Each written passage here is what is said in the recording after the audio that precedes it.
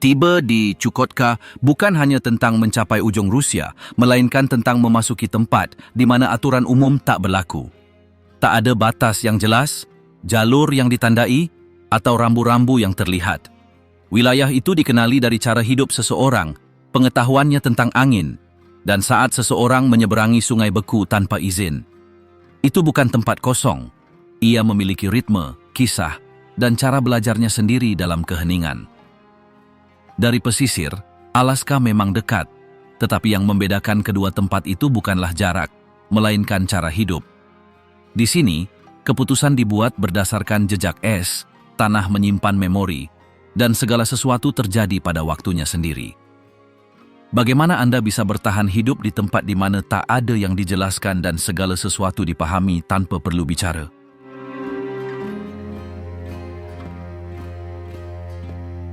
Penduduk Arktik Timur tak pernah mengharapkan kedatangan tamu. Mereka hidup dengan aturan yang tak perlu dijelaskan. Sebagian tinggal di dekat laut dan berburu anjing laut serta walrus. Yang lain mengikuti pergerakan rusa kutub ke pedalaman. Mereka tak bicara soal kepemilikan tanah. Prioritasnya adalah memanfaatkannya tanpa merusaknya. Tak ada pagar yang dipasang. Tak ada batas yang jelas. Mereka bernavigasi mengikuti ciri-ciri lanskap, melewati batu karang yang khas, melewati sekelompok pohon yang bengkok, melewati celah yang hanya terlihat saat kabut terangkat. Rumah mereka sederhana, bisa dilipat dan beradaptasi untuk bergerak. Sebagian terkubur setengah untuk menahan panas. Yang lain dibangun dengan tulang, kulit, dan kayu yang dibawa melalui laut. Semuanya digunakan kembali. Tak ada yang dibuang jika masih bisa digunakan. Kereta luncur, pakaian, peralatan, semuanya dibuat dengan tangan, menggunakan teknik yang diwariskan turun-temurun tanpa perlu menulis atau menggambar apapun. Kendali Rusia tidak datang tiba-tiba. Awalnya, ada pengunjung sesekali yang mencoba menjalin kontak, mendirikan pos, atau sekadar meninggalkan jejak. Kemudian, ekspedisi terorganisir datang dengan perintah untuk mengukur, mencatat, dan memetakan. Bukan lagi sekadar mengamati, mereka juga ingin campur tangan. Mereka mulai memaksakan bentuk-bentuk organisasi baru, banyak di antaranya tak berarti bagi penduduk setempat. Sekolah, pusat kesehatan, stasiun cuaca, dan pos pemeriksaan bermunculan. Semuanya ditempatkan berdasarkan keputusan yang dibuat dari kantor-kantor yang jauh, tanpa mempertimbangkan dinamika tempat tersebut. Beberapa bangunan ini terisolasi selama berbulan-bulan oleh badai. Yang lainnya ditinggalkan karena medan yang tidak stabil menelan mereka. Penduduk tidak secara terbuka menghadapi perubahan ini. Seringkali, mereka hanya melanjutkan cara hidup mereka tanpa melawan atau sepenuhnya mengadopsi yang baru. Dari luar, mungkin tampak semuanya terkendali, tetapi kenyataannya, mereka tidak mengerti apa yang dipaksakan. Makanan berbicara lebih keras daripada aturan tertulis apapun. Di Chukotka, cara Anda makan membuat perbedaan. Tidak semuanya disajikan panas. Daging diawetkan mentah dan dibekukan. Ikan dipotong dengan pisau buatan sendiri dan dimakan mentah. Lemak sangat penting karena menyediakan energi yang dibutuhkan iklim. Tidak ada yang terbuang sia-sia. Apa yang dibuang di tempat lain dihargai di sini. Lidah, mata, kulit, sumsum, semuanya bermanfaat. Teh panas mengepul bukan sekadar minuman, melainkan kehangatan dari dalam. Teh diseruput dalam-dalam, dalam keheningan, oleh beberapa orang, tanpa piring atau pesanan. Setiap orang mengambil apa yang mereka butuhkan dari pusat. Tidak ada yang makan sendirian. Makanan tidak datang dengan truk atau dibeli di toko. Orang-orang makan apa yang mereka buru, apa yang mereka tangkap, apa yang mereka kumpulkan. Perangkap batu dan tulang masih digunakan. Terkadang tombak dilemparkan dari kereta luncur saat mengejar mangsa di atas es. Teknik-teknik ini kuno, bukan karena tidak ada pilihan, tetapi karena masih berfungsi. Pengawetan tidak memerlukan listrik atau wadah. Es mengawetkan, asap melindungi, dan angin membantu. Makanan dikubur atau ditutupi salju. Tidak diberi label. Aromanya memberitahu Anda kapan makanan itu siap. Tidak ada tanggal, yang ada adalah pengalaman. Dan jika Anda unggul atau tertinggal, Anda kalah. Di peta, Chukotka tampak seperti bagian dari Rusia. Namun di lapangan, ia berbeda. Tak ada tiang, tak ada tanda. Ada tanda-tanda yang hanya dipahami oleh mereka yang lahir di sana. Orang-orang mendeteksi datangnya badai melalui perubahan angin, perilaku anjing, dan sesuatu di udara. Risiko tak diumumkan, melainkan dirasakan. Hubungannya dengan lingkungan bersifat langsung, tak perlu penjelasan. Ada hal-hal yang dipahami tanpa perlu diucapkan. Seiring waktu, ada upaya untuk mencatat semua ini, menuangkannya ke dalam buku, menerjemahkannya ke dalam kata-kata, tetapi sebagian besar adat istiadat ini tak tersurat, melainkan dalam gesture, jeda, dan cara menyampaikan sesuatu tanpa berkata apa-apa.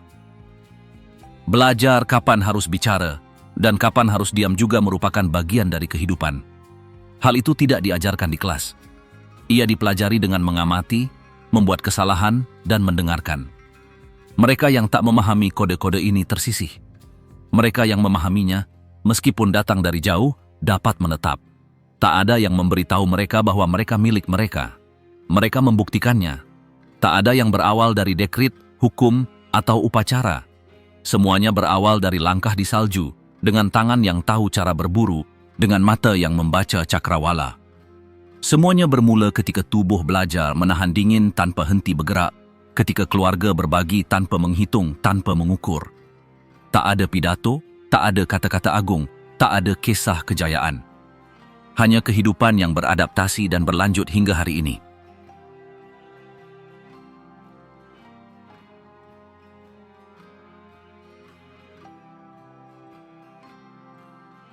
Selama era Soviet, kamp-kamp kerja paksa dan pos-pos pengawasan didirikan di daerah-daerah terpencil. Masih terdapat beberapa bangunan tua dengan menara berkarat dan barak-barak kosong yang dibangun oleh orang-orang yang dibawa dari daerah lain untuk bekerja di bidang pemuatan, penggalian, atau pembangunan. Kecelakaan, penyakit, dan kematian akibat kedinginan memang sudah diketahui, tetapi pada saat itu, isu tersebut tidak dibahas. Penduduk setempat hanya ingat melihat asap dan suara-suara yang terus-menerus tanpa mengetahui secara pasti apa yang terjadi. Setelah runtuhnya sistem, banyak tambang ditinggalkan. Beberapa orang masuk untuk mencari peralatan, kabel, atau barang-barang berguna. Setidaknya dalam 2 kasus, mereka yang masuk tidak pernah kembali. Beberapa tahun kemudian, para pemburu menemukan mayat-mayat beku di antara reruntuhan. Tidak pernah ada penjelasan yang jelas. Masalah juga muncul di permukiman terpencil.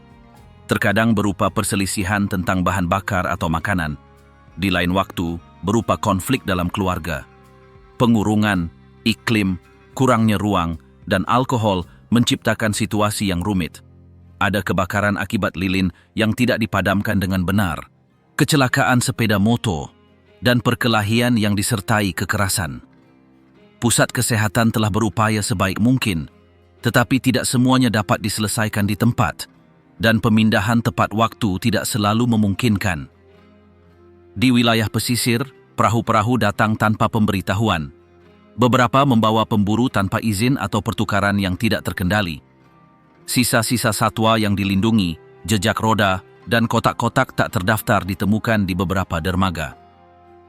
Pemerintah daerah melakukan patroli sebisa mungkin, tetapi wilayahnya sangat luas. Hubungan antar tetangga juga diatur oleh aturan tak tertulis. Menatap tanpa alasan tidak dianjurkan. Salam diberikan singkat dan tanpa meninggikan suara. Saat memasuki rumah, sepatu bot ditinggalkan di luar dan tidak seorang pun boleh maju tanpa sepengetahuan pemiliknya. Setiap ruang memiliki urutan yang tidak disebutkan, tetapi semua orang mengikutinya. Saat makan, orang dewasa makan terlebih dahulu dan anak-anak menunggu. Tidak seorang pun boleh mengambil lebih dari 1 porsi sampai semua orang selesai makan. Meninggalkan makanan di piring tanpa alasan dianggap tidak sopan. Barang-barang yang bukan milik sendiri tidak boleh disentuh.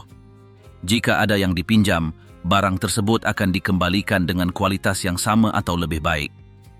Jika rusak, akan diperbaiki atau diganti. Mereka yang tak lagi bersama kita tidak dianggap remeh. Nama mereka disebutkan dengan saksama, foto-foto diletakkan di tempat yang sunyi, dan kenangan dibagikan dengan suara lirih. Jika seseorang hilang di tundra, Pencarian dilakukan dengan sepeda motor, kereta luncur, atau helikopter. Semua orang berpartisipasi tanpa pertanyaan. Tempat perlindungan diperiksa, kemungkinan jalur dieksplorasi, dan tak seorang pun dibiarkan menunggu. Selama pertemuan penting, telepon dimatikan. Tidak ada yang direkam tanpa persetujuan para tetua. Nyanyian, langkah dan keheningan dihormati sebagaimana adanya. Dalam perjalanan jauh, ada juga aturan. Orang tahu apa yang harus dibawa, bagaimana harus bertindak, kapan harus berbicara, dan kapan harus diam. Jika seseorang membutuhkan sesuatu di sepanjang jalan, mereka dibantu tanpa syarat. Ketika seseorang dari luar datang, mereka sering membuat kesalahan. Tidak ada yang memberitahu mereka apapun. Mereka diharapkan untuk mengamati, menunggu, dan belajar dengan tenang. Aturan tidak diajarkan dengan kata-kata, melainkan ditunjukkan dengan tindakan. Jika sesuatu itu serius, kemungkinan besar tidak akan pernah disebutkan lagi. Di tempat ini, di mana segalanya lebih sulit dan lebih lambat, segalanya dilakukan dengan hati-hati. Tak seorang pun mengharapkan penjelasan. Hidup memang begini karena memang selalu begitu. Di rumah-rumah, praktik-praktik kuno terus dipadukan dengan praktik-praktik yang lebih baru. Masyarakat di wilayah ini memiliki kepercayaan yang tidak bergantung pada kuil atau kitab suci. Selama bertahun-tahun, orang-orang hidup sesuai cara pandang mereka sendiri terhadap dunia, dengan ritual yang dilakukan bersama keluarga, dalam kelompok kecil, atau di ruang alami yang ditandai oleh adat istiadat. Dukun adalah bagian dari ini. Mereka tidak mengenakan seragam atau membutuhkan izin. Mereka memiliki benda-benda, drum, kalung, simbol, dan cara bicara mereka sendiri yang membedakan mereka. Mereka tahu cara menyembuhkan, menafsirkan tanda, membimbing dalam keputusan-keputusan penting, dan menjaga kontak dengan mereka yang telah tiada. Pengetahuan diwariskan secara diam-diam, tanpa dokumen, dari orang ke orang. Hewan memiliki makna khusus. Beberapa diperlakukan dengan hormat, yang lain dihindari. Tanggal-tanggal penting mengikuti bulan atau cuaca. Pada waktu-waktu tertentu, makanan dipersembahkan, api dinyalakan, atau lagu dinyanyikan. Semuanya memiliki maknanya sendiri.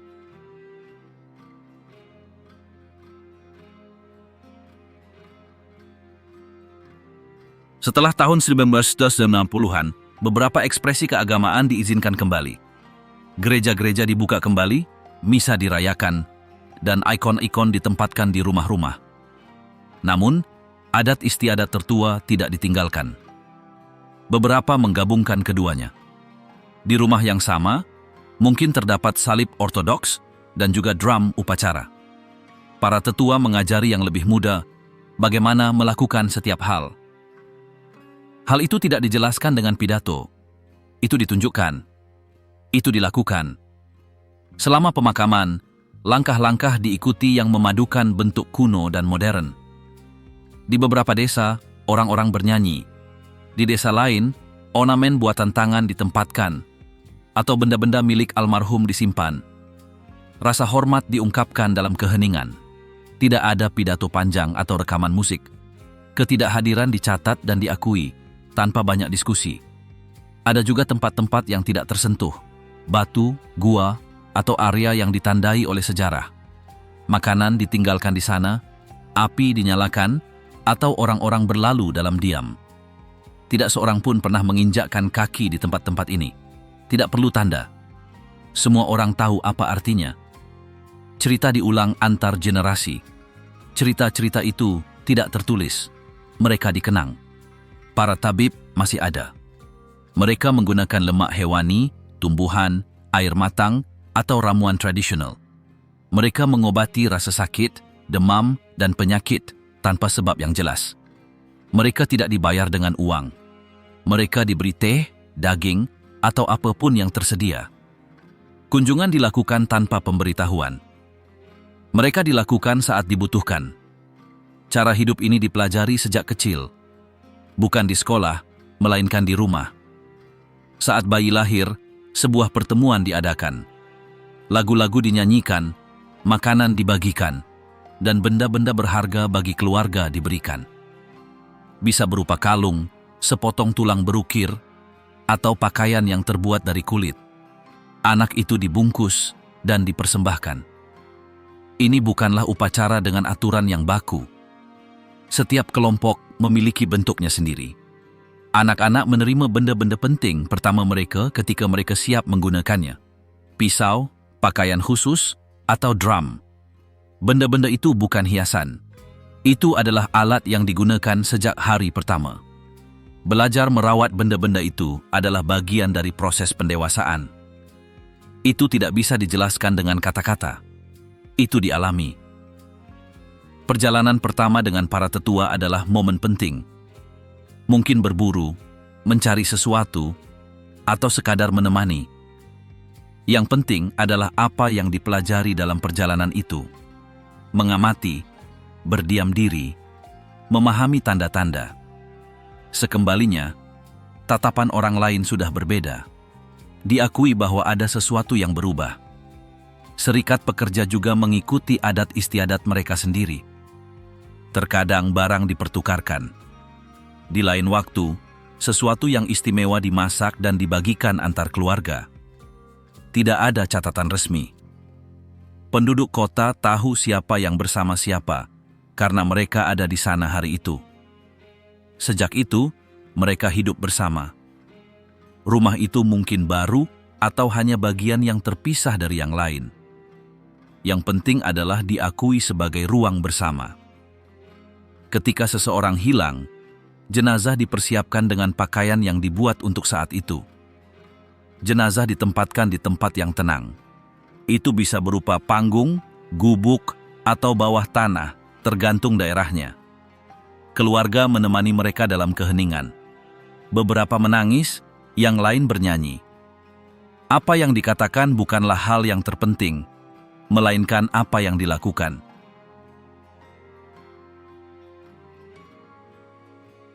Di wilayah ini, cara bepergian berubah setiap musim karena iklim, jarak dan sumber daya yang tersedia menentukan cara orang bepergian. Apa yang berfungsi di musim dingin tidak lagi berfungsi di musim panas, dan apa yang bisa digunakan di daratan menjadi tidak berguna ketika salju atau lumpur menumpuk. Di daerah berpenghuni, jalan tanah menghubungkan lingkungan, gudang, dan kantor-kantor publik. Kendaraan yang paling umum adalah truk pickup besar berpenggerak semua roda, meskipun kendaraan beroda rantai juga digunakan untuk melintasi tanah lunak atau beku. Mekanik lokal mengadaptasi komponen-komponennya agar tahan terhadap dingin. Untuk berpindah dari satu desa ke desa lain, orang-orang menggunakan jalan kerikil yang hanya dalam kondisi baik selama bulan-bulan terkering. Ketika pencairan mulai terjadi, roda-rodanya tenggelam dan perjalanan darat menjadi mustahil. Pada saat itu, transportasi udara menjadi satu-satunya pilihan. Helikopter mengirimkan makanan, obat-obatan, atau penumpang ketika jalan-jalan diblokir. Di musim dingin, mobil salju sangat penting. Mobil salju beroperasi dengan bahan bakar yang telah disimpan sebelumnya. Mereka yang mengoperasikannya mengetahui rute-rute tak bertanda yang melintasi danau, sungai, dan tundra beku. Mereka bernavigasi dengan penanda alam dan peta yang dihafal. Selama musim panas, ketika es mencair, perahu-perahu kecil berlayar di sepanjang pantai mengangkut peralatan, material, atau bahan bakar. Di beberapa desa, nelayan meminjamkan perahu mereka untuk menyeberang ke komunitas terdekat. Setiap perahu memiliki pemilik, rute, dan batasnya masing-masing. Di daerah yang lebih terpencil, kereta luncur masih digunakan. Kereta luncur terbuat dari kayu lokal dan tali kulit. Beberapa digerakkan oleh anjing, yang lain telah dimodifikasi dengan mesin kecil. Keluarga penggembala rusa kutub juga menggunakan hewan ini untuk menavigasi medan yang sulit. Anak-anak bersekolah dengan berjalan kaki, mengendarai sepeda motor, atau kereta luncur. Ketika salju turun lebat, para guru memberitahu melalui radio jika kelas akan diadakan. Di sekolah berasrama, siswa tinggal selama berminggu-minggu demi keamanan. Kunjungan keluarga hanya dilakukan ketika cuaca stabil. Dokter bepergian dengan mobil salju, kereta luncur, atau helikopter. Mereka membawa perlengkapan yang diperlukan dalam tas kerja dan mengirimkan obat-obatan ke berbagai lokasi dalam satu perjalanan. Jika terjadi keadaan darurat, penerbangan langsung diatur ke ibu kota, Tempat ambulans dan petugas sudah menunggu. Barang-barang besar tiba dengan pesawat. Di musim panas, perahu juga tiba dengan membawa perlengkapan atau peralatan. Bongkar muat dilakukan dengan tangan atau dengan derek sederhana. Para tetangga membantu, mendistribusikan dan mengangkut paket ke rumah, sekolah, atau pusat kesehatan. Di desa-desa, orang-orang berjalan dengan sepatu bot tinggi, senter di saku, dan sekop di punggung. Es mengubah bentuk jalan, sehingga patok-patok dipasang untuk menandai tepinya. Pindah bukan hanya tentang berpindah tempat.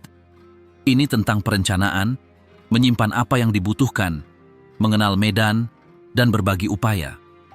Tidak ada yang pindah untuk bersenang-senang. Setiap perjalanan diperhitungkan, diatur, dan diingat. Terdapat area pertambangan di wilayah yang sama. Deposit emas, timah, batu bara, dan material lainnya telah ditemukan. Beberapa perusahaan mengekstraksi sumber daya di bawah tanah atau dari sungai purba. Operasi ini dimulai pada masa Soviet dan masih aktif hingga saat ini, dioperasikan oleh perusahaan swasta atau perusahaan patungan. Di daerah pegunungan, penambangan dilakukan dengan alat berat selama bulan-bulan yang lebih stabil. Ketika suhu dingin ekstrem tiba, aktivitas penambangan dikurangi atau dipindahkan ke area tertutup. Emas ditemukan di urat-urat dalam atau lapisan tanah kering. Bor, bahan peledak, dan ban berjalan digunakan untuk memindahkan batuan. Mereka kemudian dihancurkan dan material yang berguna dipisahkan. Proses ini membutuhkan air, bahan bakar, dan bahan kimia yang ditangani di ruang tertutup dekat lokasi tambang. Para pekerja tinggal di barak dekat tambang. Mereka tidur bergiliran dan berbagi ruang makan serta kamar mandi. Beberapa bekerja selama berminggu-minggu. Mereka diorganisasikan ke dalam kelompok-kelompok untuk mengoperasikan mesin, memeriksa jaringan pipa, dan menjaga keselamatan. Timah, yang digunakan dalam komponen, dan batu bara, yang berfungsi sebagai sumber energi, juga diekstraksi. Tambang terbuka digali secara bertahap, sementara tambang bawah tanah diperkuat dengan kayu atau logam. Jalan menuju area ini terbuat dari kerikil atau es. Rute sementara dibangun yang hanya berguna selama bulan-bulan tertentu. Ketika suhu naik, kendaraan berat tidak dapat lewat, dan helikopter dipanggil untuk mengangkut suku cadang atau personel.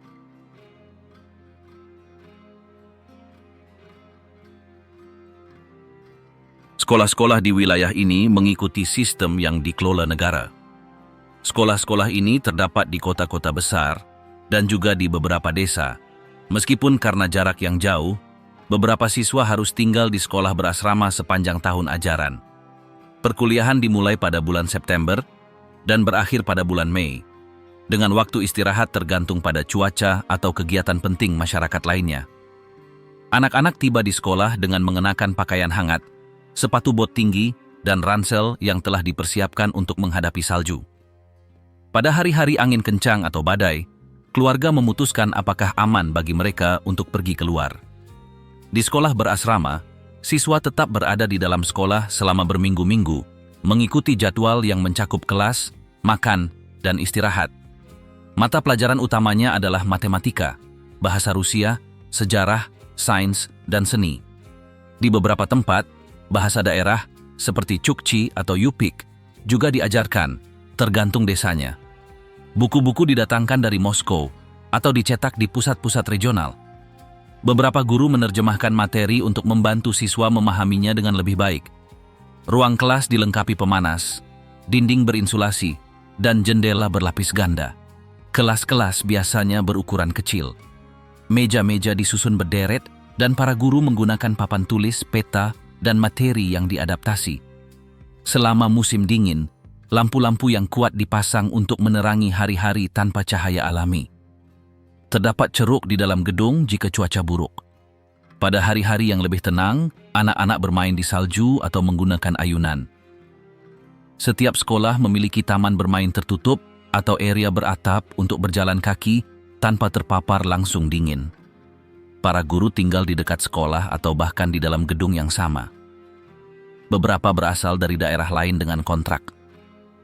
Lainnya adalah guru lokal, pernah belajar di luar negeri dan kembali mengajar. Beberapa fasih berbahasa Rusia dan bahasa daerah yang memungkinkan mereka menjelaskan materi dengan lebih baik. Koneksi internet bervariasi. Di kota-kota besar, koneksinya lebih stabil. Di desa-desa terpencil, koneksi hanya digunakan ketika ada sinyal. Guru mengunduh materi ke stick memory atau berkomunikasi dengan rekan kerja melalui radio atau pesan teks. Beberapa siswa menonton rekaman video. Yang lain belajar dengan buku-buku yang diadaptasi dari tahun-tahun sebelumnya. Kantin sekolah menyediakan sup hangat, roti, dan teh. Di daerah pedesaan, masyarakat menyediakan bahan-bahan. Terkadang daging rusa kutub, ikan, atau buah-buahan yang dipanen disajikan. Siswa makan secara bergiliran. Para juru masak mulai bekerja lebih awal, dan setiap kelompok pergi ke ruang makan sesuai jadwal yang telah ditentukan. Perayaan sekolah meliputi lagu, tarian, permainan, dan kostum tradisional. Anak-anak mempersiapkan presentasi, dan keluarga hadir sebisa mungkin. Ruang kelas didekorasi dengan gambar dan poster yang digambar tangan tentang musim dingin atau budaya lokal. Sekolah berasrama memiliki asrama dengan tempat tidur berjajar, rak pakaian, dan area umum dengan permainan papan. Pengasuh membantu anak-anak kecil berpakaian, membersihkan diri, dan mengikuti rutinitas mereka. Pada akhir pekan, mereka yang tinggal di sekitar sekolah pulang jika cuaca memungkinkan. Pembelajaran mengikuti kalender, tetapi juga beradaptasi dengan apa yang terjadi di luar kelas. Jika ada kegiatan berburu, memancing, atau perayaan penting, beberapa anak tidak masuk sekolah dan kemudian menebusnya. Sekolah menyesuaikan ritme kegiatan dengan kehidupan nyata. Setiap guru, setiap kelas, dan setiap kelompok bergerak sesuai dengan apa yang terjadi di lingkungan sekitar. Pusat kesehatan menangani keadaan darurat dan masalah umum yang disebabkan oleh cuaca dingin. Staf bekerja dengan sumber daya yang terbatas. Pemindahan ke rumah sakit besar dilakukan dengan helikopter atau pesawat jika cuaca memungkinkan. Klinik setempat menyediakan obat-obatan dasar dan mencatat kasus di atas kertas atau sistem sederhana. Komunikasi bergantung pada sinyal satelit. Di kota-kota besar, akses internet terbatas. Panggilan tertunda atau terputus selama badai. Beberapa keluarga menggunakan radio. Dalam kasus lain, pesan direkam dan diteruskan dari orang ke orang. Berita dibahas dengan lantang atau dicetak di kertas lepas.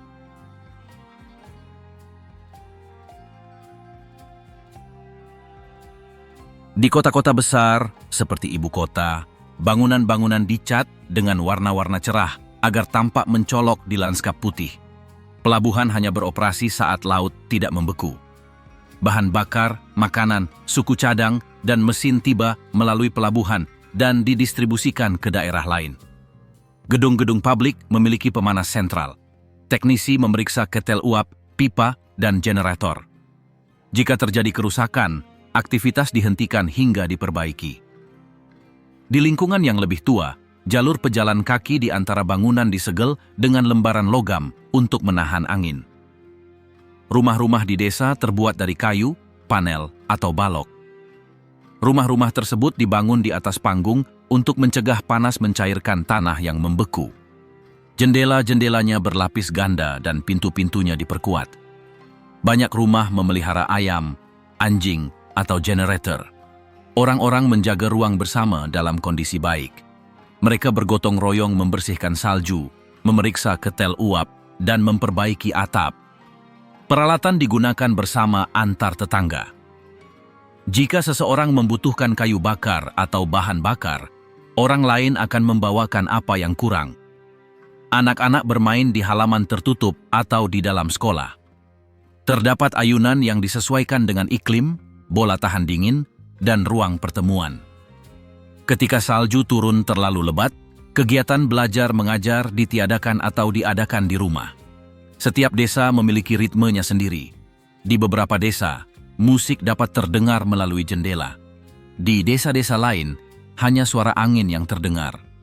Yang berulang di semua desa tersebut adalah kebiasaan untuk bertahan terhadap cuaca, merawat apa yang dimiliki, dan beradaptasi dengan persediaan secukupnya untuk bertahan hidup di sana. Di lingkungan ini, pakaian dipilih dengan cermat. Beberapa lapis dikenakan, dengan bulu, wol tebal, dan sepatu bot khusus. Setiap keluarga menyimpan pakaian yang sesuai dengan daerah mereka. Di desa-desa penduduk asli, pakaian tradisional masih ada. Pakaian ini dirancang untuk melindungi diri dari angin dan salju tanpa mengurangi mobilitas. Pakaian bukan hanya untuk tempat berteduh. Pakaian juga merupakan bagian dari rutinitas, cara hidup, dan rasa hormat terhadap lingkungan sekitar. Keputusan dibuat berdasarkan cuaca. Kegiatan direncanakan setelah meninjau prakiraan cuaca. Kegiatan tersebut didengarkan di radio, dibacakan di papan tanda, atau didiskusikan di antara tetangga. Dengan demikian, setiap hari dimulai dengan pertanyaan yang sama. Bagaimana cuacanya?